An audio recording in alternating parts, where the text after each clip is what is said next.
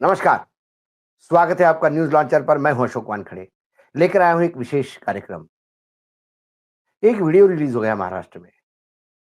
बनियान पे बैठे हुए आदरणीय मंत्री जी अपने बेडरूम में सिगरेट के धुएं के छल्ले उड़ा रहे हैं और पास में नोटों से भरा हुआ बैग है। और उसके बाद महाराष्ट्र की राजनीति में एक भूचाल सा आ गया। सोशल मीडिया पर वायरल हो रही इस वीडियो में महाराष्ट्र के सामाजिक न्याय मंत्री संजय सिरसाट अपने बेडरूम में बैठकर सिगरेट पीते दिखाई दे रहे हैं।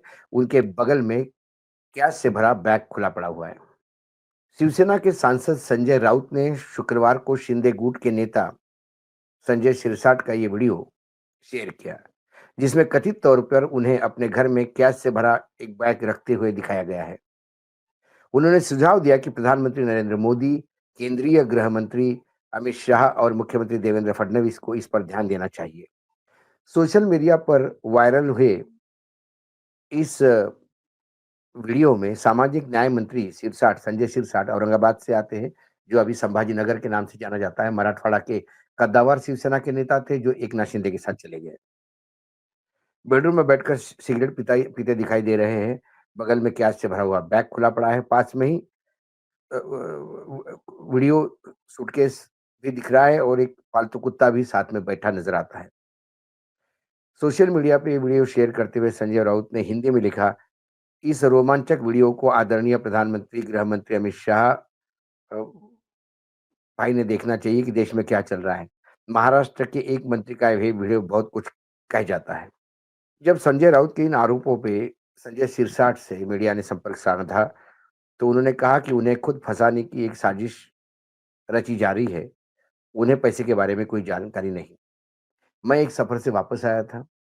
मैंने अपने कपड़े उतार दिए, अपने बेडरूम में बैठ गया। मेरा पालतू कुत्ता मेरे साथ था। हो सकता है कि किसी ने उस वक़्त वीडियो शूट किया हो। मुझे पैसे के बारे में नहीं पता। अगर मुझे इतने पैसे रखने होते, तो मैं उन्हें अलमारी में रखता। हमारे पास कोई मातुश्री जैसा आवाज़ तो नहीं है। किसी ने वीडियो शूट किया होगा। वे जानबूझकर एक कहानी गढ़ रहे हैं। यह वीडियो आयकर विभाग द्वारा औरंगाबाद पश्चिम के विधायक सिरसाट को नोटिस जारी करने के 1 दिन बाद सामने आया। सिरसाट ने कहा कि जल्द ही वह केंद्रीय एजेंसी के सामने भी अपनी स्थिति स्पष्ट करेंगे।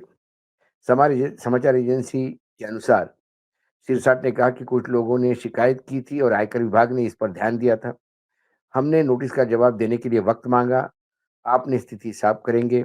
उन्होंने कहा कि कुछ लोगों को मुझसे समस्या थी, लेकिन मैं उनका जवाब दूंगा। सिस्टम अपना काम कर रहा है और मुझे इससे कोई समस्या नहीं। मैं किसी दबाव में नहीं। संजय सिरसाट जो है, वो एक दबंग नेता है, बड़बोले है और कई बार अपने वक्तव्य से वो कई बार कंट्रोवर्सी में आए हैं।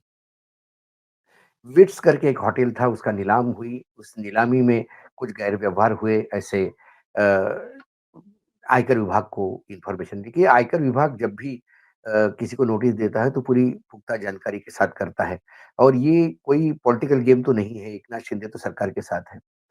तो उसको लेकर उन्होंने कल गलती से उनके मुँह से श्रीकांत शिंदे का भी नाम निकला था। इसके बाद एकनाथ शिंदे एकाएक विधानसभा का सत्र बीच में छोड़ के दिल्ली चले गए। वो अपने पार्टी के खुद सुप्रीमो हैं, उनको दिल्ली जाने की ज़रूरत नहीं है।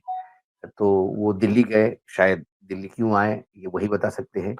लेकिन उसके बाद श्रीकांत शिंदे ने कहा कि मेरे खिलाफ कोई नोटिस नहीं है इनकम टैक्स का और सिरसाट ने कहा कि नहीं, कुछ तो भी गलत गलत वक्तव्य शायद मेरे को मिसकोट किया गया है। अक्सर नेता बोलने के बाद मिसकोट करने की बात करते हैं। संजय सिरसाट ने एक बहुत बड़ा घर, उन्होंने कहा कि मेरा मातोश्री जैसा घर नहीं। लेकिन वर्तमान में संजय सिरसाट अपने बहुत बड़े एक बंगले के लिए भी कंट्रोवर्सी में है। एक कार्यक्रम में जिसमें मैंने भी स्टेज साझा किया था, उन्होंने कहा था कि यदि कोई नेता दिन-रात मेहनत करता है और सालों से चुनाव जीत रहा है और मंत्री भी है, यदि उसने बंगला बना दिया, तो इतना बवाल क्यों होता है? वो मीडिया के एक कार्यक्रम में बोल रहे थे, जिसकी अध्यक्षता मैं कर रहा था।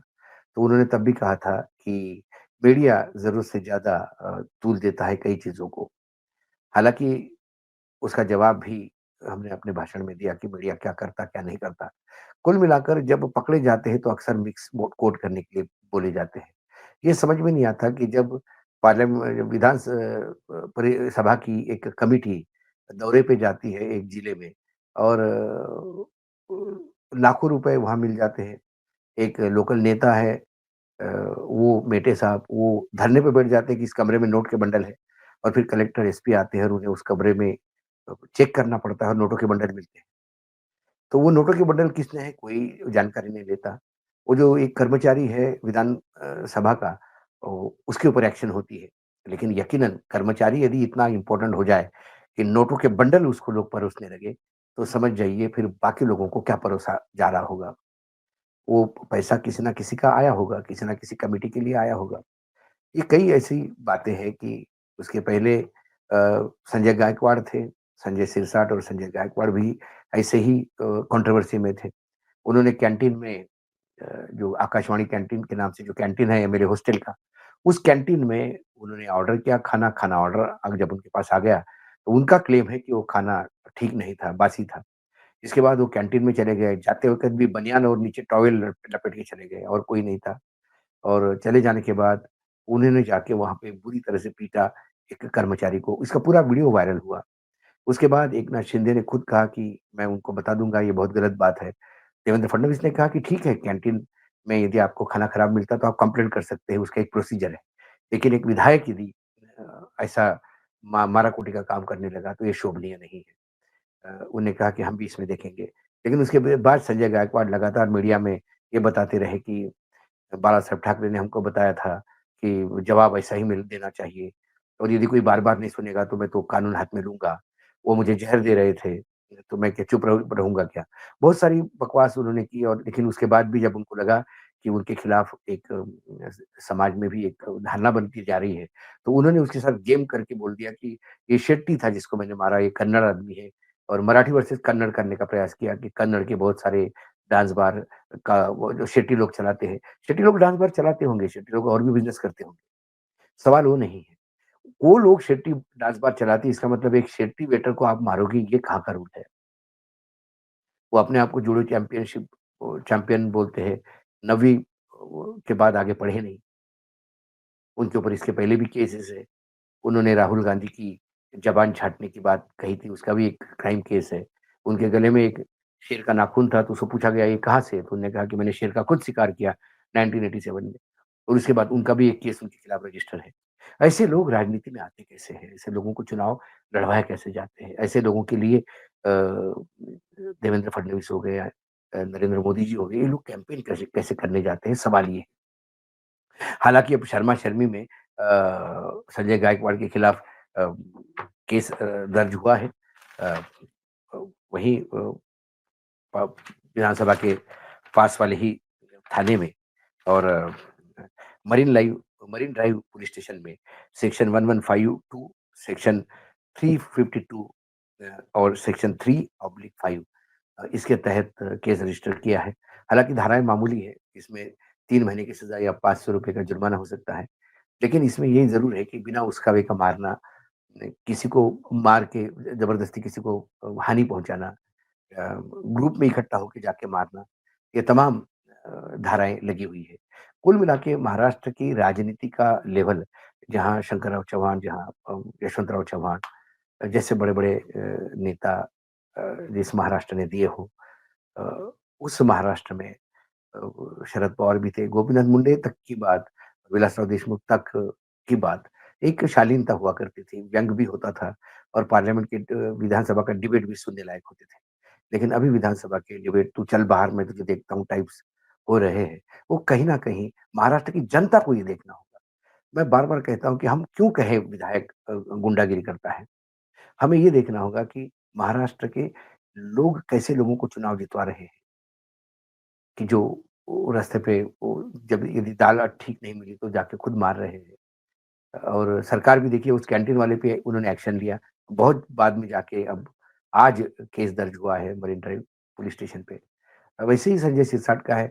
संजय सिरसाट ने तो कहा कि वो बैग में पैसा था ही नहीं, वो कपड़े था। उन्होंने कहा कि पैसा होता तो मैं अलमारी में क्यों नहीं रखता क्या? सवाल है कि अलमारी में पैसा रखें या शायद हो सकता है कि आपने गिने नहीं होंगे पैसे।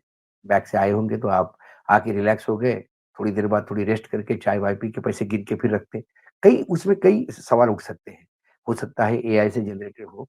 क्योंकि संजय सिरसाट के अभी लोग पीछे लगे हुए हैं, ये बात तो है कि इनकम टैक्स का नोटिस भी आया।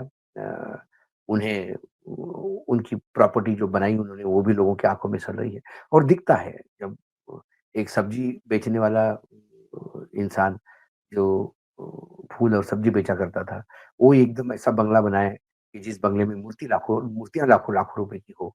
छगन भुजबल की बात करता हूँ। तो लोगों को लगता है कि ऐसा क्या काम करते हैं हमारे नेता कि जो अब्जोपति बनते हैं। नारायण राणे क्या थे? नारायण राणे थापा के यहाँ चाय-पानी पिलाते थे। वो आज नारायण राणे एक मोटा बड़ा साम्राज्य है। ऐसा क्या काम हो जाता है? ऐसा क्या उनका मिलता है कि इतना साम्राज्य होता है? कुल मिलाकर ये हमारी जनता की गलती है। हम ही ऐसे लोगों को चुनाव जितवाते हैं कि ऐसे वीडियोज़ तो कई आएँगे मार्केट में अभी, आएँगे उसका मना भी होगा कि ये एआई जनरेटेड है, ये हमने नहीं किया, ये मेरे पैसे ही नहीं है। वो ज़रूर कहे कि उन्होंने कि मेरे पास मातोश्री नहीं है, मेरे घर में कोई भी आ जा सकता है। लेकिन अब जो नया घर बंगला उन्होंने बताया, उसमें 10 मातोश्री भी उसके सामने छोटे पड़ जाएँगे, ऐसा है। ठीक है, हर एक की चॉइस होती है, घर बनाए कोई प्रॉब्लम नहीं।